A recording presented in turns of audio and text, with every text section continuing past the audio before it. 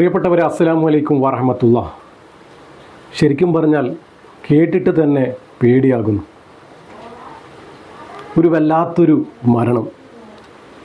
നമ്മളറിയാതെ തന്നെ നമ്മൾ മരണപ്പെട്ടു പോവുകയാണല്ലോ അല്ലാ. നമ്മൾ മരണത്തിന് വേണ്ടി എന്നും തയ്യാറെടുത്തുകൊണ്ടേയിരിക്കണം. മരണം എപ്പോഴാണ് നമ്മളെ പിടികൂടുക എന്ന് ആർക്കും പറയാനാവില്ല. നമ്മളറിയാതെ തന്നെയാണ് നമ്മൾ മരണപ്പെട്ടു പോകുന്നത്. നമ്മൾ എന്തൊക്കെ തെറ്റുകുറ്റങ്ങൾ ചെയ്തിട്ടുണ്ടാവുമോ, എന്തൊക്കെ പാപങ്ങൾ നമ്മൾ ചെയ്തിട്ടുണ്ടാവുമോ, ഒന്നും അറിയാതെ നമ്മളങ്ങനെ മരണപ്പെട്ടു പോവുകയാണ്. പടച്ച തമ്പുരാൻ എല്ലാവരെയും തൊട്ട് കാക്കട്ടെ.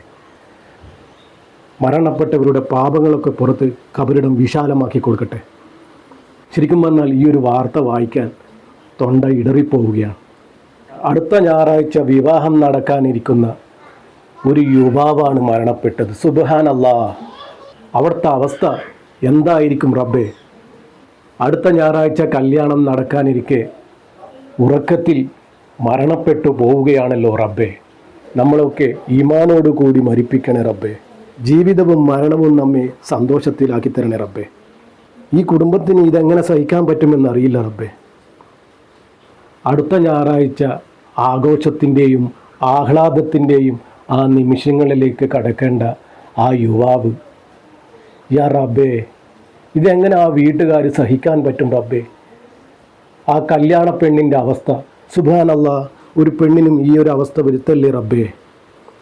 എന്തൊക്കെയോ സ്വപ്നങ്ങൾ കണ്ടതായിരിക്കും റബ്ബേ, എന്തൊക്കെയോ ആഗ്രഹങ്ങൾ വെച്ചതായിരിക്കും റബ്ബേ. റബ്ബിൽ ഈസത്തായ തങ്ങളെ, ഇതുപോലുള്ള മരണങ്ങളെ തൊട്ട് നമ്മളെല്ലാവരെയും കാക്കണേ റബ്ബേ. മിക്ക ചെറുപ്പക്കാരും മരണപ്പെടുന്നത് ഹൃദയാഘാതം മൂലമാണ്.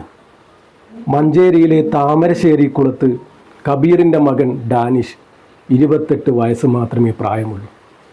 ഇന്നാ ലില്ലാഹി വ ഇന്നാ ഇലൈഹി റാജിഊൻ. എല്ലാവരും ദുആ ചെയ്യണം.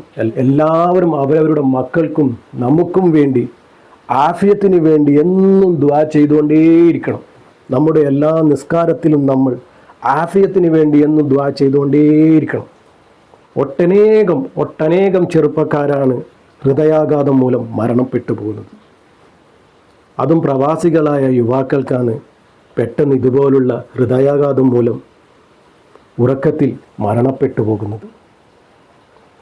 അദ്ദേഹത്തിൻ്റെ പാപങ്ങളൊക്കെ പുറത്ത് അല്ലാഹു തആല ഖബറിടം വിശാലമാക്കി കൊടുക്കട്ടെ, ആഖിറം വെളിച്ചമാക്കി കൊടുക്കട്ടെ, സ്വർഗീയ പൂങ്കാവനം തന്നെ റബ്ബ് കൊടുക്കട്ടെ. ആ കുടുംബത്തിന് ക്ഷമയും സമാധാനവും നൽകണേ റബ്ബേ. ആ കല്യാണ പെണ്ണിന് സമാധാനം നീ നൽകണേ റബ്ബേ. ആ പുതുമണവാട്ടിക്ക് ഇതെങ്ങനെ സഹിക്കാൻ പറ്റുമെന്നറിയില്ല റബ്ബേ. എന്തൊക്കെയോ ആഗ്രഹങ്ങൾ വെച്ചതായിരിക്കും റബ്ബിൽ ഈസത്തായ തങ്ങളെ. അവർക്ക് നീ ക്ഷമ കൊടുക്കണേ റബ്ബേ. ഖത്തറിലായിരുന്ന ഈ ചെറുപ്പക്കാരൻ 2 ആഴ്ച മുന്നേ ആയിരുന്നു നാട്ടിലേക്ക് വന്നത്. ജൂലൈ 21 ഞായറാഴ്ച വിവാഹം നിശ്ചയിച്ചതായിരുന്നു. കേട്ടില്ലേ സുഹൃത്തുക്കളെ, മരണം എങ്ങനെയെല്ലാം നമ്മളെ മാടി വിളിക്കുന്നത് എന്ന് നമ്മൾ മനസ്സിലാക്കുന്നുണ്ടോ? നമ്മൾ എന്തൊക്കെയോ ആലോചിച്ചു കൂട്ടും, നമ്മൾ എന്തൊക്കെയോ ആഗ്രഹിച്ചു കൂട്ടും, നമ്മൾ എന്തൊക്കെയോ സ്വരൂപിച്ചു കൂട്ടും. അവസാനം നമ്മളറിയാതെ നമ്മൾ മരണപ്പെട്ടു പോവുകയാണ്. നമ്മളെല്ലാം സ്വരൂപിച്ചു കൂട്ടുമ്പോഴും, നമ്മളെല്ലാം ആഗ്രഹിച്ചു കൂട്ടുമ്പോഴും അതിൻ്റെ കൂടെ നമ്മൾ മരണത്തെയും നമ്മൾ ഓർത്തു വെക്കണം. സന്തോഷകരമായ ജീവിതത്തിന് വേണ്ടി പ്രാർത്ഥിക്കുന്ന നമ്മൾ സന്തോഷകരമായ മരണത്തിന് വേണ്ടിയും നമ്മൾ ദുആ ചെയ്തുകൊണ്ടേയിരിക്കണം. നമുക്കെല്ലാവർക്കും ജീവിതവും മരണവും സന്തോഷത്തിലാക്കി തരട്ടെ. എല്ലാവരും ദുആ ചെയ്യണം. ഈ ഒരു ചെറുപ്പക്കാരന് വേണ്ടി എല്ലാവരും ദുആ ചെയ്യണം. എല്ലാവരും പറ്റുന്നവരൊക്കെ യാസീനും ഫാത്തിയും ഓതി ഹദിയ ചെയ്യാൻ ഉണർത്തുകയാണ്. ആ കുടുംബത്തിന് വേണ്ടി പ്രത്യേകം ദുആ ചെയ്യണം. ആ കുടുംബത്തിന് ക്ഷമ നൽകട്ടെ. കല്യാണപ്പന്തൽ മരണവീടായ കഥകൾ നമ്മൾ ഒരുപാട് കേട്ടതാണ്. അല്ലാഹുവേ, ഇതുപോലുള്ള ഒരവസ്ഥ ഇനി വരുത്താതിരിക്കട്ടെ. ആമീൻ യാ റബ്ബൽ ആലമീൻ. അസ്സലാമു അലൈക്കും വറഹ്മത്തുള്ളാഹി.